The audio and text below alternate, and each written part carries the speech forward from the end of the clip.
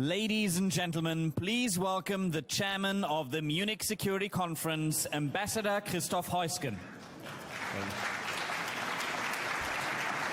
Well, I think I didn't need this announcement, you know me by now, but anyway, it's wonderful to see you all here, and it's my pleasure and honor to welcome His Excellency, Director Wang Yi.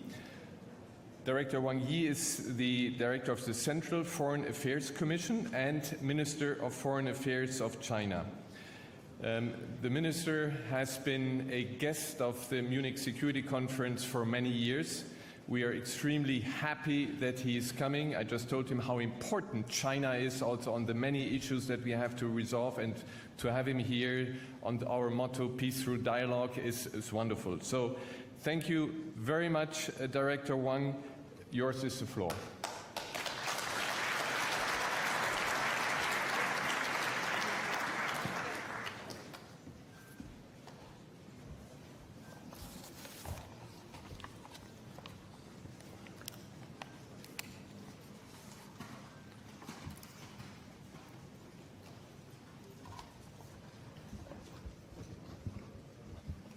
尊敬的 Chairman Christoph Heusgen, dear friends, colleagues, 大家好 good afternoon.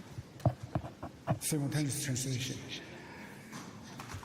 回顾2023年 The past year of 2023 witnessed much turbulence in our world and many challenges facing humanity. The global economy was weighed down by protectionism and the abuse of the security concept, and the international system was impaired by unilateralism and bloc politics. While the Ukraine crisis continued unabated, conflicts flared up again in the Middle East. In the meantime, AI, climate change, space, and the polar regions were posing a whole new set of challenges. Against that backdrop, the key message I wish to deliver here is this.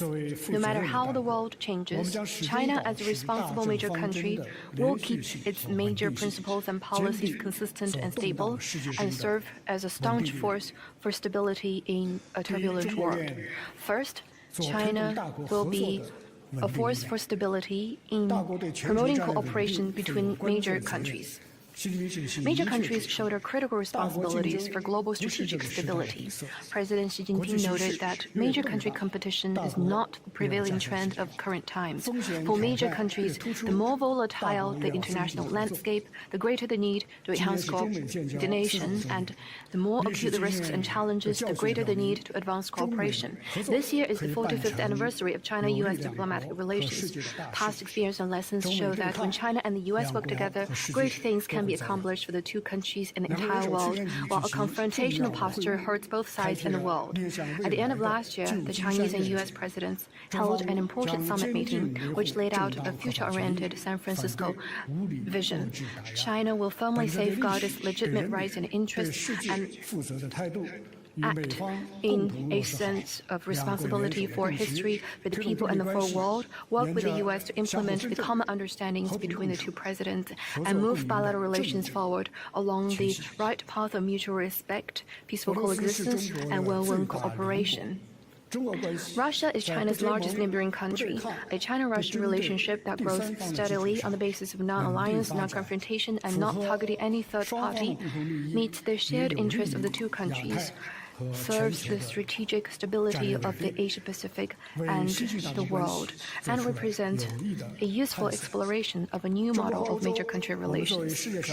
China and Europe are the world's two major forces, markets, and civilizations, and should understand the international responsibilities on their shoulders.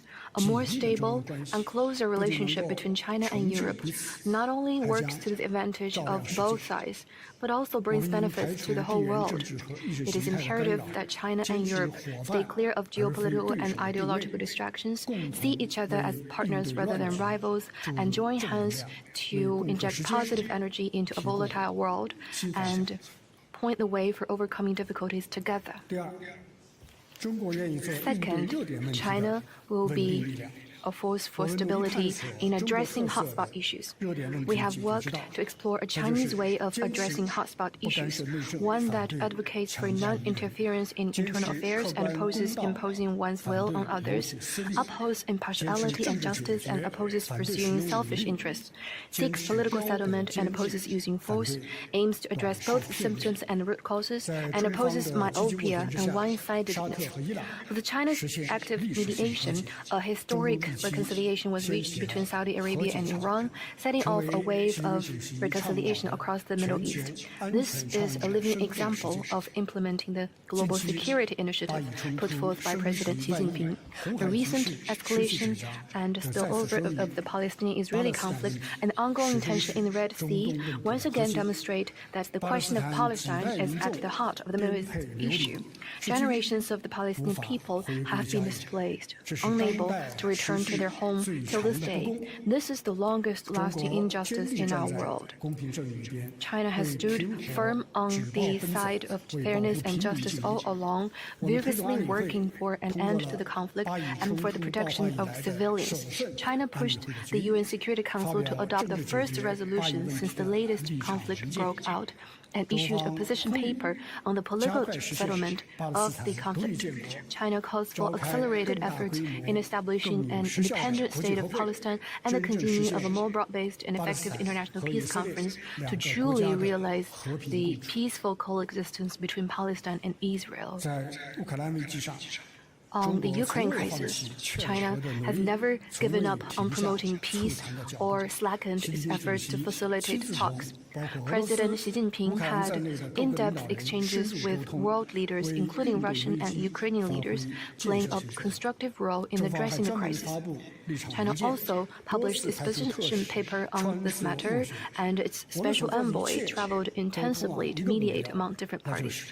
Behind all this, there's only one goal that China hopes to achieve, that is, to build consensus for ending the conflict and pave the way for peace talks. China has made tireless efforts for the political resolution of the Korean Peninsula issue. Now, the most pressing task is to prevent a vicious cycle, address relevant parties' reasonable security concerns, and de-escalate and stabilize the situation. On Myanmar, with China's efforts, various parties of the country signed a ceasefire agreement in the Chinese city of Kunming, firmly safeguarding peace and stability in northern Myanmar. China encouraged ASEAN to facilitate the proper settlement of the Myanmar issue without interfering in the country's internal affairs. China also actively supported Afghanistan in building an inclusive political framework and adopting moderate policies to forestall the resurgence and spread of terrorism. With a vast territory and over a dozen neighboring countries, China faces complex disputes left from history. On that, China has stayed committed to managing differences through consultation and resolving disputes through dialogue. China stands ready to work with ASEAN to accelerate consultations on a code of conduct in the South China Sea, advance maritime cooperation and joint development, and build the China-South China Sea into a sea of peace, cooperation and friendship. Third, China will be a force for stability in enhancing global governance. The international system today is under serious strain from unilateralism and power politics. It has thus become a common call of the international community to revitalize multilateralism and work in solidarity to pulse through. In China's view, the authority and central role of the United Nations can only be further strengthened, not weakened. And the purposes and principles of the UN Charter are all the more important, not outdated. China has dispatched the most peacekeepers among the permanent members of the UN Security Council and is the second largest contributor to the UN regular budget and peacekeeping assessment. China supports the Security Council in playing a primary role on peace and security. We support the UN in holding the Summit of the Future to explore more solutions to the challenges. In the face of the climate threat, China has contributed to the UAE consensus at the COP28 UN Climate Change Conference. China will cut carbon emissions by the biggest margin in the world in the shortest time frame in history. and will, without doubt, deliver on this commitment. When it comes to challenges from AI, China supports establishing an international AI governance institution under the UN framework to jointly safeguard humanity's well-being. China worked actively to enhance solidarity and cooperation with the Global South. China promoted the historic expansion of BRICS and gave support to the African Union to join the G20, with a view to increasing developing countries' representation and voice in global affairs, and contributing to a more balanced and effective global governance architecture.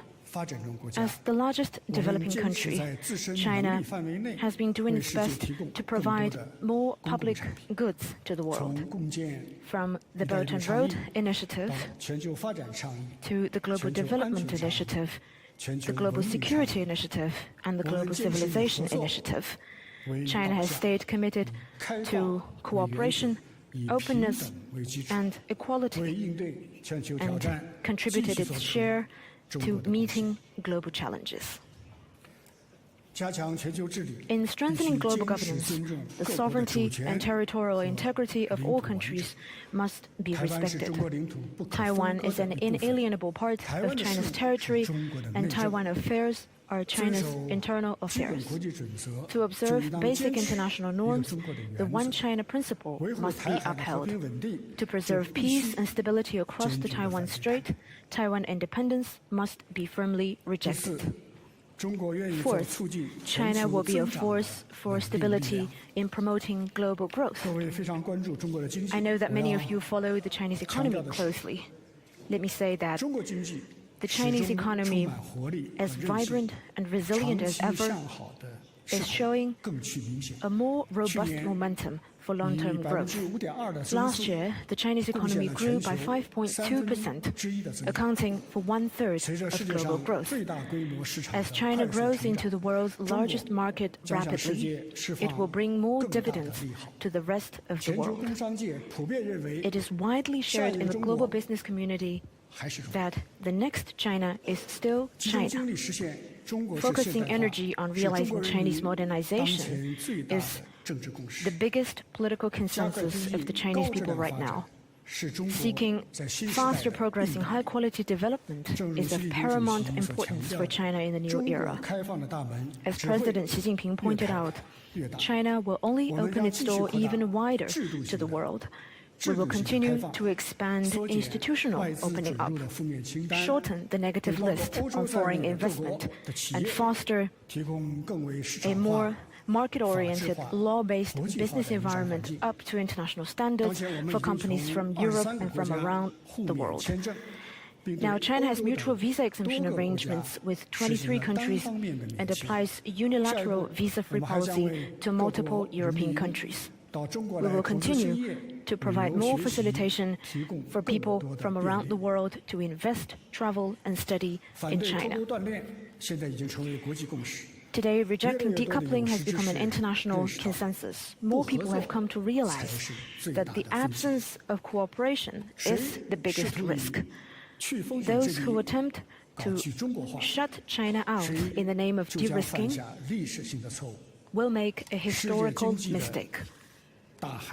The world economy is like a big ocean that cannot be cut into isolated lakes. The trend toward economic globalization cannot be reversed. We need to work together to make globalization more universally beneficial and inclusive, so that more countries and people can benefit from the process. Friends, a German proverb says, "Those who work alone add, those who work together multiply." This is also true for state-to-state relations. We hope that all countries can seek win-win and avoid lose-lose.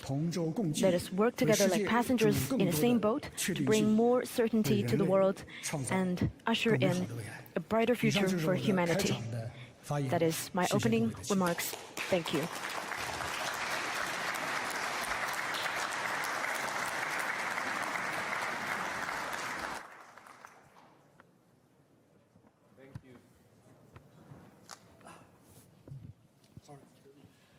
Thank you. Thank you very much, Excellency, for your remarks, and thank you in your last remark to picking up the motto of this conference, which is lose-lose, but with a question mark, because we want to look at a silver lining. And thank you for participating in a discussion. This conference, again, as in the last 2 years, was very much focused on Russia's aggression against Ukraine. We had yesterday the testimony of Yulia Navalny here. We had President Zelensky here. We have in the neighboring hotel, the Rosewood Hotel, we have an exhibition on the horror that the war brought to Ukraine. And I want to come back on this, and in 1994, the so-called Budapest Memorandum was agreed. The Budapest Memorandum asked from Ukraine to get rid of all its nuclear weapons, and in return, Russia and others guaranteed its sovereignty and territorial integrity. Now, China at the time, member of Security Council, endorsed it, and your colleague, Sergei Lavrov, was the ambassador to the UN and made it to a document of the Security Council. This is where we stand, and this is where we stood when 2 years ago the aggression took place, where this document of Security Council was not honored. You mentioned that you have been active in trying to resolve the crisis, which we appreciate. But at the same time, when you look at the economy, we saw that in 2022, the trade between Russia and China increased by 30%. Last year it increased by 25%. We are at $240 billion trade. And my question to you, if I may, shouldn't you put some more pressure on Russia and also some economic pressure to make sure that what you said in your speech, the respect for sovereignty and territorial integrity, is preserved, and that we strengthen the UN? Because after all, this is a document of the Security Council which was violated by Russia.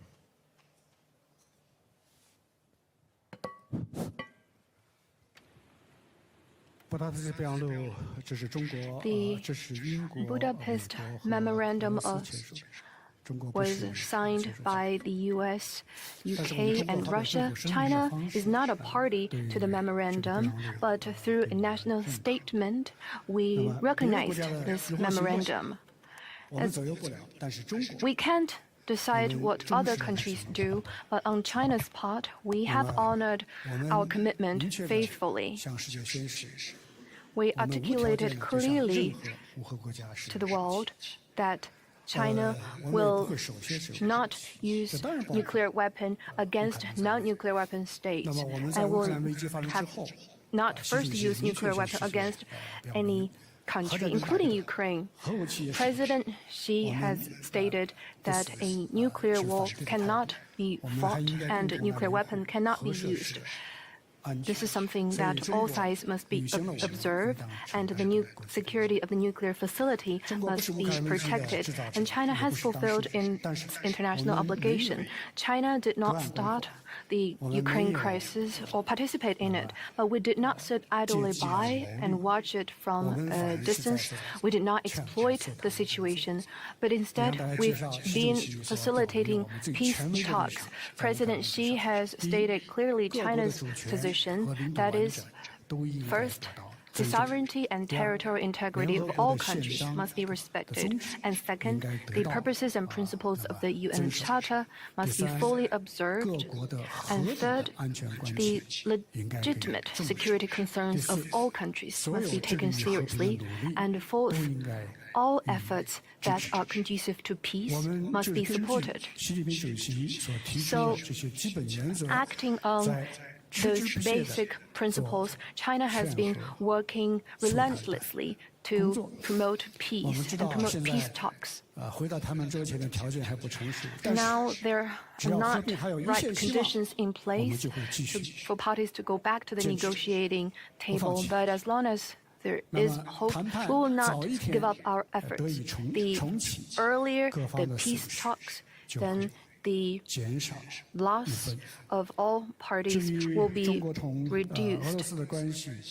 As for China's relations with Russia, in my opening remarks, I said that the no alliance, no confrontation, and not targeting any third party, that is the principle. It's a normal relationship between two major countries. We are opposed to any attempt to blame China or to shift the responsibility of resolving the Ukraine crisis to China. Well, China has done a lot of constructive work, and we will continue to play our positive role on this. Thank you. Okay, thank you for this response. Let me stay with business questions. In the last 2 months, two German companies, Volkswagen and BASF, came into trouble because over business dealing with Xinjiang.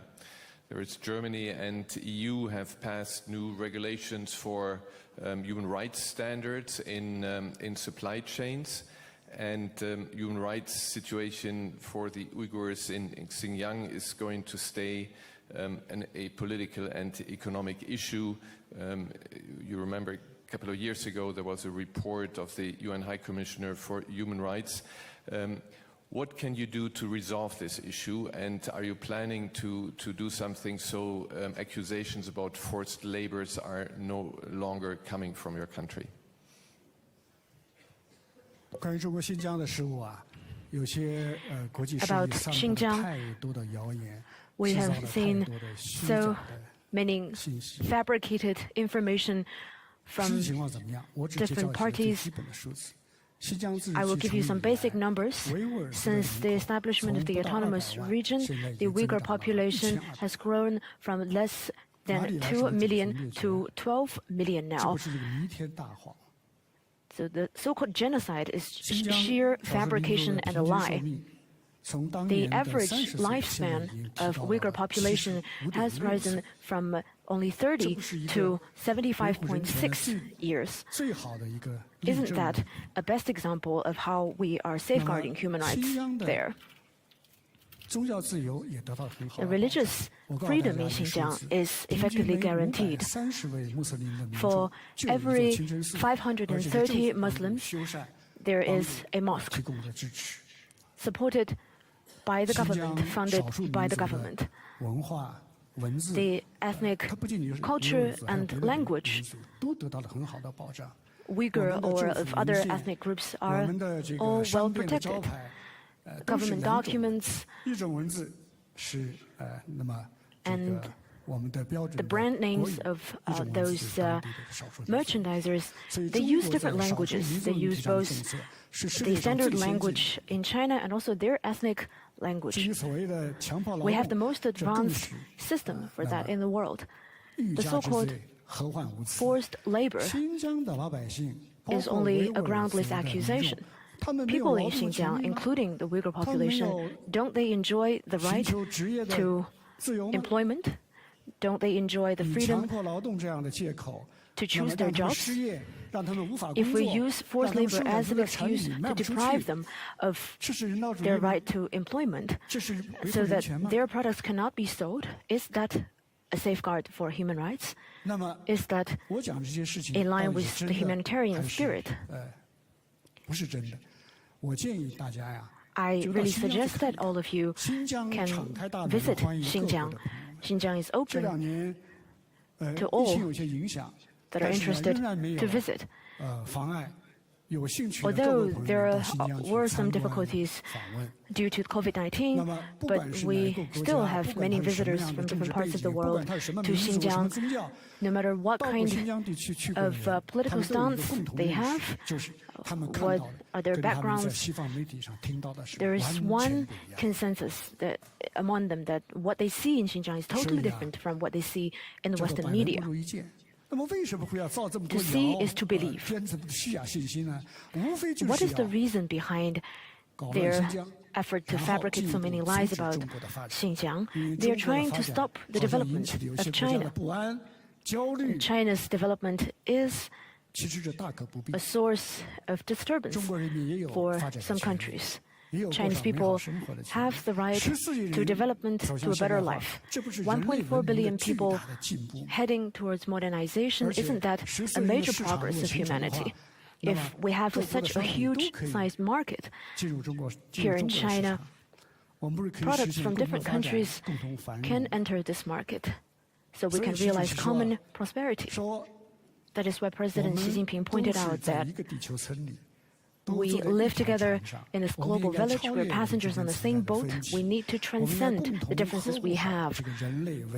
We need to cherish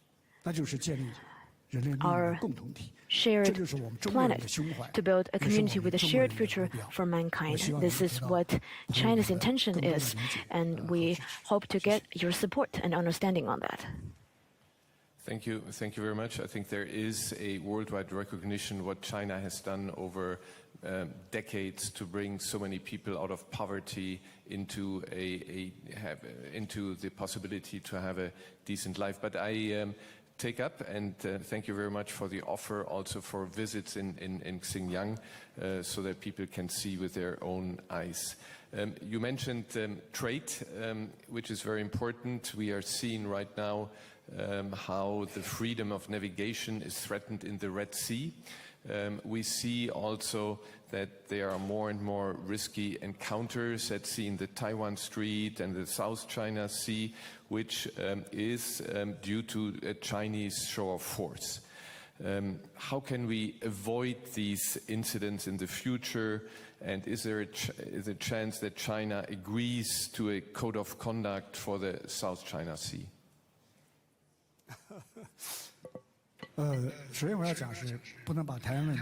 Well, first I want to say that the Taiwan question cannot be compared with what's happening in the Red Sea. The Taiwan question is China's internal affairs.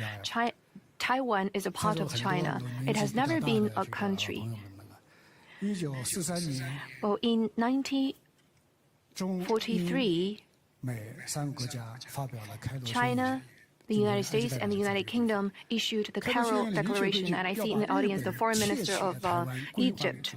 It stated clearly that all the territories Japan has stolen from the Chinese, such as Taiwan, shall be restored to China. And in 1945, the Potsdam Declaration was signed, which reiterated that the terms of the Carroll Declaration shall be carried out. So for Taiwan to be returned to China is a basic requirement, and due to the Chinese Civil War, the two sides across the strait have yet to be reunified, but it will be realized. This is the strong will of the 1.4 billion Chinese people and the trend of history. Who is opposing reunification and who is supporting independence? It is the DPP that's governing the Taiwan island.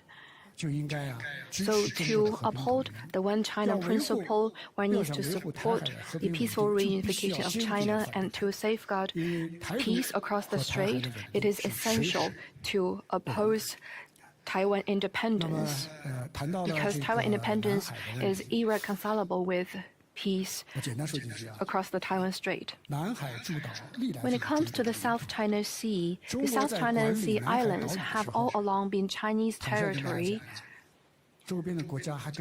And when China exercised administration over those islands, the countries surrounding those neighboring countries were not even established. But in the 1960s and 70s, when China was going through the Cultural Revolution, China's neighbors occupied some of the island reefs of the Nansha Islands, which caused disputes as we see them today. But China has exercised restraint, and we've been pursuing dialogue and negotiation to resolve those issues, not like some major country which resorts to force easily. But China's approach is dialogue. So in 2002, China signed with the 10 ASEAN countries the Declaration on the Conduct of Parties in the South China Sea, the DOC, which helped to safeguard freedom of navigation and overflight in the South China Sea. And in recent years, China suggested that we upgrade that and negotiate a code of conduct in the South China Sea. And we agreed with ASEAN countries that the COC should be more binding, more substantive, and be in keeping with international law, including UNCLOS. Now the text of the COC, we have finished 3 rounds of reading.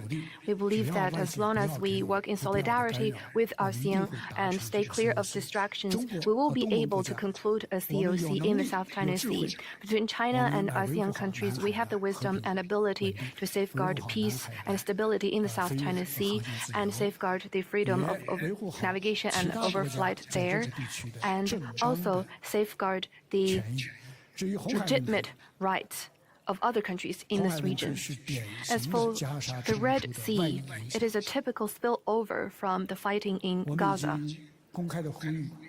China has been calling publicly for parties not to harass the commercial ships in that area to safeguard the security of the waterway. But actions must be taken in accordance with international law and with mandate from the Security Council. To address the Red Sea issue, the root cause must be resolved. And the root cause is the ongoing fighting in Gaza. China's position is clear on that. First, an immediate ceasefire must be realized. No more fighting.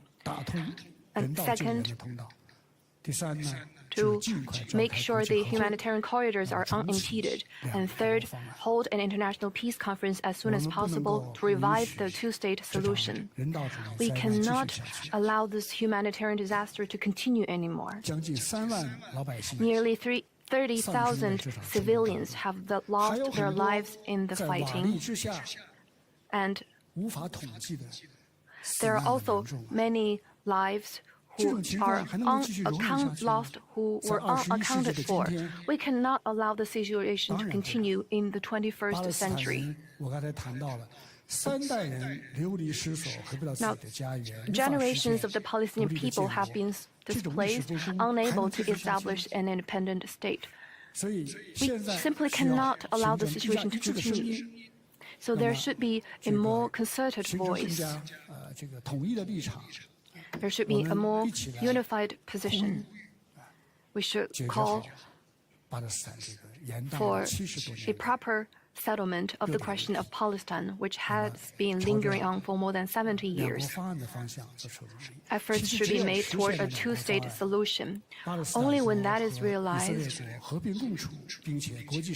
can the state of Palestine and the state of Israel live in peace, and with assurance from the international community, can enduring security be enjoyed by Israel. A country cannot establish its security on the insecurity of others. Thank you. Well, thank you very much, Excellency, for your readiness to take these questions, for your contributions, for the discussion. We really appreciate it, and you ended up where we started, with the Secretary General of the United Nations making a plea for the rules-based international order, for the respect of the UN, for the respect of UN resolutions, and we hope that this remains the common basis in the coming year. And can I already extend an invitation to you to come back next year?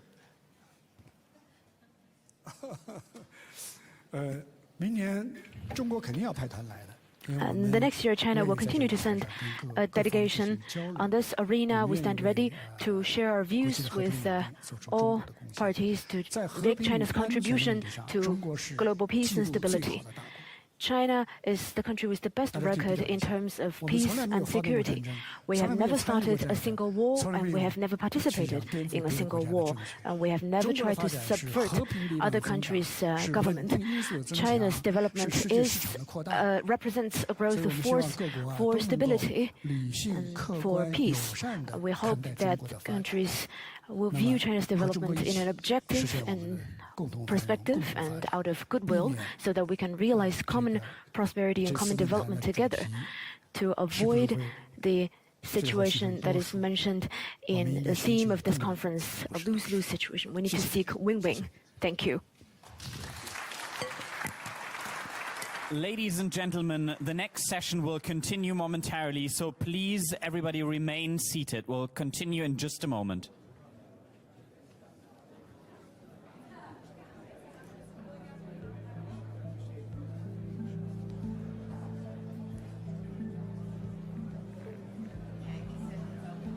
Ladies and gentlemen, please remain seated. We'll continue in just a moment. Ladies and gentlemen.